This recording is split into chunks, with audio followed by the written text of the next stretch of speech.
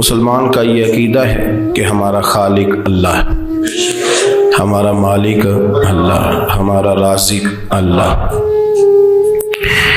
جب یہ ساری چیزیں، ساری عطائیں، ساری نعمتیں اللہ کی ہیں تو پھر مسلمان کی ساری توجہ بھی اللہ ہی کی جانب ہونی چاہیے۔ اسے کوشش کرنی چاہیے کہ وہ ہر معاملے میں، ہر مسئلے میں، ہر پریشانی میں اپنی توجہ اپنے رب کریم کی جانب مبذول رکھے۔ انسان جب اپنے علم پر بھروسہ کرنے لگتا ہے، یا اپنی عقل پر بھروسہ کرنے لگتا ہے، یا اپنے تعلقات پر بھروسہ کرنے لگتا ہے، یا اپنی دولت پر، مال پر، صحت پر، تو ایک بہت بڑے دھوکے کا شکار ہو جاتا ہے۔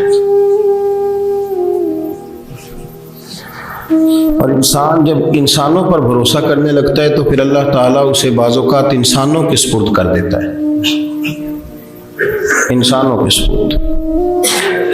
اور بہت سارے ایسے لوگ بھی ہوتے ہیں جو رب کریم کو بھولتے ہیں اور وہ اپنی ساری توجہ انسانوں کی طرف، دنیا کی طرف، دنیا داروں کی طرف کر لیتے ہیں، تو اللہ تعالیٰ فرماتا ہے پھر میں انہیں یہ سزا دیتا ہوں کہ وہ مجھے بھولنے نکلے تھے تو میں نے انہیں ان کا اپنا آپ بھی بھلا دیا، اپنا آپ بھی۔ سورہ حشر کو دیکھیے گا، فرمایا وَلَا تَكُونُوا كَالَّذِينَ نَسُوا اللَّهَ فَأَنسَاهُمْ أَنفُسَهُمْ۔ ان لوگوں کی طرح نہ ہو جانا جنہوں نے اللہ کو بھلا دیا تو اللہ نے پھر انہیں ان کا اپنا آپ بھی بھلا دیا، انہیں اپنی بھی ہوش نہیں رہی، وہ ایسے مسائل میں گھر گئے، وہ ایسی آزمائشوں میں الجھ گئے، وہ ایسی دنیا داری کے اندر الجھے کہ انہیں اپنا بھی پتہ نہ چلا۔ اب تو ڈھونڈتا پھرتا ہوں اے اقبال اپنے ہی آپ کو، اب تو ڈھونڈتا پھرتا ہوں اے اقبال اپنے آپ کو، آپ ہی گویا مسافر، آپ ہی منزل ہوں میں۔ جب انسان خدا فراموش ہوتا ہے تو خود فراموش ہو جاتا ہے۔ ہمارا بڑے زمانے سے تکیہ ہے، کبھی امریکہ پر، کبھی یورپ پر، کبھی برطانیہ پر، کبھی مالداروں پر، کبھی اسلحے والوں پر۔ اس کا نقصان یہ ہوا کہ اپنا کوئی وجود نہیں رہا، اپنا کوئی نظریہ نہیں رہا، اپنی کوئی سوچ نہیں رہی۔ ایسے محسوس ہوتا ہے کہ کوئی منشور نہیں، کوئی دستور نہیں، لگام منہ میں ہے اور اس کا سرا کسی کے ہاتھ میں ہے، وہ جدھر چاہتا ہے ہمیں گھما لیتا ہے۔ اللہ فرماتے ہیں یوں نہ ہو جانا کہ تم رب کو بھلا دو اور پھر تمہیں اپنا آپ بھی بھول جائے۔ اولئک ھم الفاسقون، فرمایا یہ وہ لوگ ہیں جو نافرمان ہیں اللہ کے، یہ نافرمان ہیں۔ جب یہ نظریہ بن گیا، جب یہ ذہن بن گیا کہ پیدا اللہ نے کیا ہے، دینا اللہ نے ہے، عطا کرنے والا اللہ ہے، نوازنے والا اللہ، تو پھر ساری توجہ دنیا داروں کی طرف رکھنا، میں اللہ والوں کی طرف توجہ رکھنے کا قائل ہوں، میں وہ سمجھتا ہوں، ہم اس چیز کے قائل ہیں، لیکن وہ بھی کوئی آستانہ ہے کہ جہاں حق مرشد کا نعرہ تو بڑا لگے پر رب کا نام ہی نہ سننے کو ملے۔ یہ بھی کوئی بات ہوئی کہ جہاں یہ تو نعرہ زور سے لگے کہ جیوے جیوے مرشد جیوے، لیکن استغفار کا درس ہی نہ ملے۔ جہاں ہر وقت یہ بتایا جائے کہ یہاں آ گئے تو بچ گئے، کیسے بچیں گے؟ میرے رسول پاک علیہ السلام کا دروازہ سب سے بڑا دروازہ ہے، حضور کا دروازہ سب سے بڑا دروازہ ہے، لیکن میرے دوستو یاد رکھنا، نبی پاک علیہ السلام نے بھی لوگوں کو جب رستہ دکھایا ہے تو رب کریم کا رستہ دکھایا ہے، اللہ کا رستہ دکھایا، اللہ کریم کا رستہ دکھایا، لوگوں رب کی طرف توجہ کرائی۔ میرے رسول کریم سید عالم صلی اللہ تعالی علیہ وسلم نے لوگوں کی اللہ کی جانب توجہ کرائی اور لوگوں سے یہ کہا کہ وہ اپنے رب کریم کی جانب اپنا ذہن رکھیں، اپنی توجہ اپنے اللہ کی جانب مبذول کریں۔ میری بات کو اچھے طریقے سے سمجھیے گا، علم اللہ تبارک و تعالی عطا کرتا ہے تو اسے اللہ کی عطا ہی سمجھنا چاہیے۔ کچھ لوگوں کے پاس علم ہوتا ہے پر علم نافع نہیں ہوتا، وہ ٹامک ٹونجا مارتے رہتے ہیں ساری زندگی۔ علم کو اللہ کی عطا سمجھیں، اپنی عقل پر، اپنے شعور پر زیادہ بھروسہ نہ سمجھیں، نظر اللہ پہ رکھیں۔ حضرت مولا علی شیر خدا کرم اللہ تعالی وجہہ الکریم سے کسی نے پوچھا تھا بڑا عالم کون ہوتا ہے؟ ہمارے ہاں تو اب وہ والے عالم پائے جاتے ہیں نا اللہ ماشاءاللہ، جو ممبر پہ بیٹھتے ہیں تو دعوے ہی دعوے، ممبر پہ بیٹھتے ہیں تو دعوے ہی دعوے، اس طرح کے عالم ہمارے ہاں پائے جاتے ہیں۔ وہ ہر بات میں دعویٰ کرتے ہیں، میں یہ کر دوں گا، میں وہ کر دوں گا۔ یہ مزاج علماء کا نہیں۔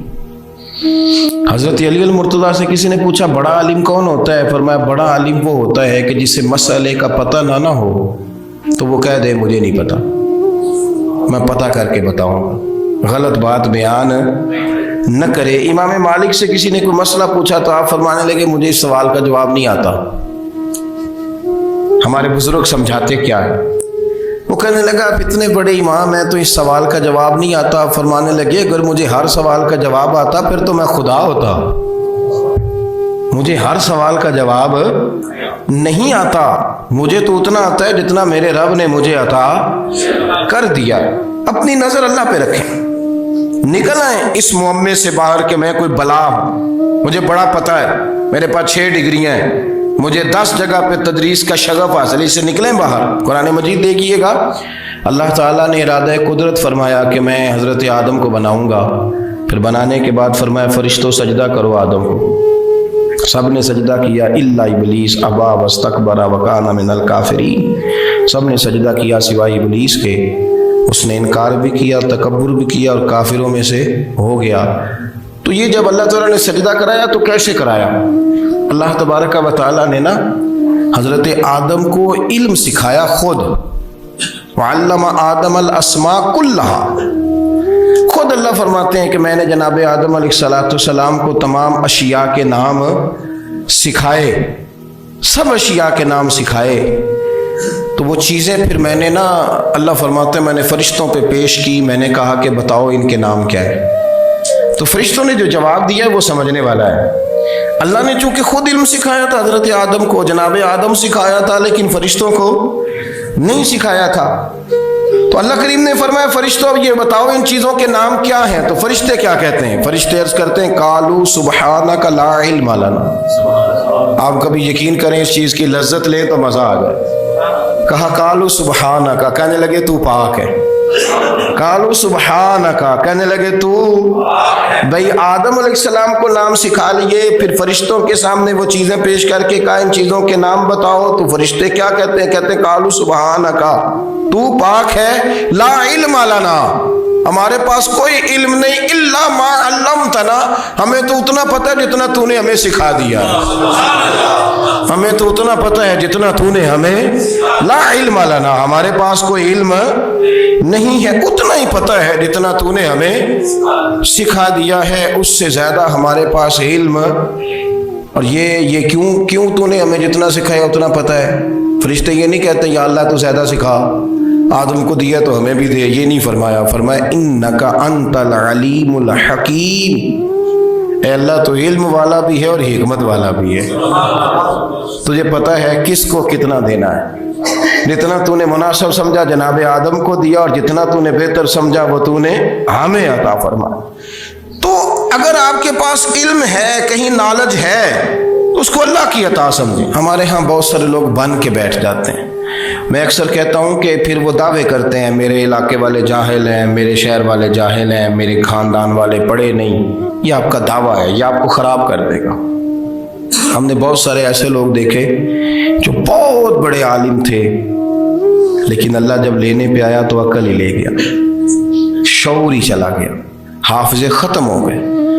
آپ دیکھتے ہیں بڑھاپے میں کچھ لوگ ایسے ہوتے ہیں کہ جن کو یہ بھی یاد نہیں رہتا کہ میرا نام کیا ہے، میں کہاں ہوں، مجھے کدھر جانا ہے۔ تو اس وقت سے اللہ کی پناہ مانگیں اور اپنی نظر اپنے رب کریم کی جانب رکھیں، اللہ کی جانب اپنی نظر کو مبذول رکھیں۔ دوسری بات، علم کے بعد ایک چیز آتی ہے جس کا نام ہے ہدایت، جس کا نام ہے تقوی، جس کا نام ہے پرہیزگاری، جس کا نام ہے عمل، عبادت، ریاضت۔ یہ بھی اسی وقت ہی نصیب ہوتی ہے جب میرا رب کریم نصیب فرما دیتا ہے۔ ہم نے نا نیکی کا اپنا اپنا سٹیٹس بنا لیا ہے، اپنا اپنا معیار بنا لیا ہے۔ کچھ لوگ کہتے ہیں کہ جناب مسجد میں سیمٹ کا توڑا دینے سے بہتر ہے کسی غریب کو آٹے کا تھیلا دے دو، اب اس نے اپنا مزاج بنا لیا نا نیکی کا، اس نے اپنا سٹیٹس بنا لیا۔ میرا یہ سوال ہے کہ نبی پاک صلی اللہ تعالیٰ علیہ وسلم جب مدینہ شریف آئے تھے تو حضور نے سب سے پہلے غریبوں میں آٹا تقسیم کیا تھا کہ سب سے پہلے مسجد بنائی تھی؟ کیا عجیب لوگوں کا رنگ ہے، اپنی مرضی کی ہدایت، اپنی مرضی کا تقوی، اپنی مرضی کا معیار۔ مسجد کوئی بڑا چھوٹا خطیب بھی میری طرح کا ہو نا تو وہ مسجد میں بیٹھ کے جب نبی پاک کی بات کرتا ہے تو کہتا ہے میرے رسول پاک غریبوں کا سہارا بن کے آئے۔ وہ غریبوں کی بات کرتا ہے، مسکینوں کی، لاچاروں کی، کمزوروں کی بات۔ تو مسجد ہی تو وہ ادارہ ہے جہاں سے غریبوں کی بات ہو رہی۔ تو اب لوگوں نے غریب کو اور مسجد کو لڑانا شروع کر دیا، اس کو لڑاؤ کہ مسجد میں پیسے دینے سے بہتر ہے آپ غریب کو آٹے کا تھیلا دے دیں۔ آپ یہ کیوں نہیں کہتے کہ مسجد میں بھی آپ تھوڑا دیں ایک سیمٹ کا اور ساتھ غریب کو بھی خدمت کریں؟ یہ کیوں نہیں تقویٰ؟ اپنی اپنی مرضی کا مزاج، اپنی اپنی۔ کچھ لوگ کہتے ہیں چھوڑو جی، ساری زندگی انسان نماز پڑھتا رہے اور پھر گالیاں بھی دیتا رہے، بندہ داڑھی بھی رکھ لے اور جھوٹ بولنا بھی نہ چھوڑے، تو یہ آپ نے اپنے پاس سے تقوی کا معیار بنایا ہے۔ گالی دینے کا گناہ ہے اور داڑھی رکھنے کا ثواب ہے۔ تو اگر آپ داڑھی رکھے ہوئے ہیں اور آپ کوئی غلطی کر رہے ہیں تو اس سے آپ کی داڑھی کا ثواب ختم، اللہ کرے آپ کو سمجھ آئے میری بات۔ آپ کوئی غلطی کر رہے ہیں، داڑھی کا ثواب اس سے ختم، وہ اپنی جگہ پہ قائم ہے چیز۔ اپنی مرضی کا کیوں تقوی کا معیار بناتے ہیں؟ تقوی کا مزاج اپنی مرضی کا نہ بناؤ۔ اللہ کی بارگاہ سے دعا مانگو کہ یا اللہ ہمیں ہدایت کا نور عطا فرما، اللہ تو ہمیں رستہ دکھا، تو بتا کہ ہدایت کیا ہے۔ تو رب فرماتا ہے اللہ ولی الذین آمنوا، اللہ مومنوں کا مددگار ہے، یخرجہم من الظلمات الی النور، وہ انہیں اندھیروں سے نکالتا ہے اور نور کی طرف روشنی عطا فرماتا ہے۔ اندھیروں سے نور کی طرف اللہ لاتا ہے۔ اللہ ولی، اللہ مومنوں کا ولی ہے، وہ انہیں اندھیروں سے نور کی طرف نکالتا ہے۔ ہدایت ہمیشہ اللہ کی طرف سے سمجھے۔ جب وہ نماز کی توفیق دیتا ہے تو اپنے فضل سے دیتا ہے، جب وہ ذکر کی توفیق دیتا ہے تو اپنے فضل سے۔ ہم سمجھتے ہو جی فلانا نہیں پڑھ رہا بڑا بیوقوف ہے، فلانا نہیں پڑھ رہا، تو تم کیا اپنی عقل کے زور پہ پڑھ رہا ہے؟ میں جی اللہ کے فضل سے 2 پارے پڑھتا ہوں، تو کس پہ احسان کرتے تو 2 پارے پڑھ کے رویا کر، کہا کر مالک تو بڑا قریب نہیں۔ بڑے لوگ ہیں جن کو پورا قرآن حفظ ہے پر انہیں پڑھنے کی توفیق نہیں، تو انہیں فضل کیا اور مجھے توفیق دے دی ہے پڑھنے۔ رویا کر، پڑھ کے رویا کر، راتی ساری کر کر زاری، وہ نیند اکھاں تھی توندے تے فجرے اوہی گناہگار کہاون سب تو نیوے ہوندے۔ مہربانی کریں، ڈریں، نیکی کریں تو پھر ڈریں، پھر احساس پیدا کریں، پھر اپنے اندر وہ کمزوری لائیں کہ توبہ توبہ مجھے تو پتہ ہی نہیں، تو جانتا ہی نہیں۔ حضرت سیدنا امام اعظم ابو حنیفہ رحمۃ اللہ تعالیٰ علیہ کے ساتھ ایک شخص کہتا میں نے نماز پڑھی، تو عشاء کی نماز تھی۔ یہ جو لوگ بڑے ہوتے ہیں نا، جن کے پیار کرنے والے بڑے ہوتے ہیں، ان کے گرد خوف بھی بڑا ہی ہوتا ہے، انہیں بڑا ڈر لگتا ہے، بڑی بعض اوقات آزمائش ہوتی ہے ان کی۔ عشاء کی نماز کہتے پڑھی تو امام صاحب نے نا عشاء کی نماز میں تلاوت کی آیتیں فَمَن يَعْمَلْ مِثْقَالَ ذَرَّةٍ خَيْرًا يَرَهُ وَمَن يَعْمَلْ مِثْقَالَ ذَرَّةٍ شَرًّا يَرَهُ، فرمایا جو ذرہ برابر خیر کرے گا وہ بھی قیامت میں دیکھے گا، اور جو ذرہ برابر شر کرے گا وہ بھی قیامت میں اس شر کو دیکھے گا، اس کے سامنے آئے گا۔ تو وہ شخص کہتا ہے کہ سارے لوگ نماز پڑھ کے چلے گئے تو امام صاحب رحمۃ اللہ علیہ نے اپنی داڑھی پکڑی، رو رہے ہیں، کہتے ہیں وہ ذرہ برابر نیکی کا بدلہ دینے والے، وہ ذرہ برابر شر پہ سزا دینے والے میری سفید داڑھی کو دیکھ، مالک میرے ذرے ذرے سامنے نہ لاما، لوگ تو میری بڑی قدر کرتے ہیں دنیا، میں تو بڑا پہچانا جاتا ہوں، لوگ تو میری راہوں میں پھول لیے کھڑے ہوتے ہیں، مجھے بڑا نوازتے ہیں۔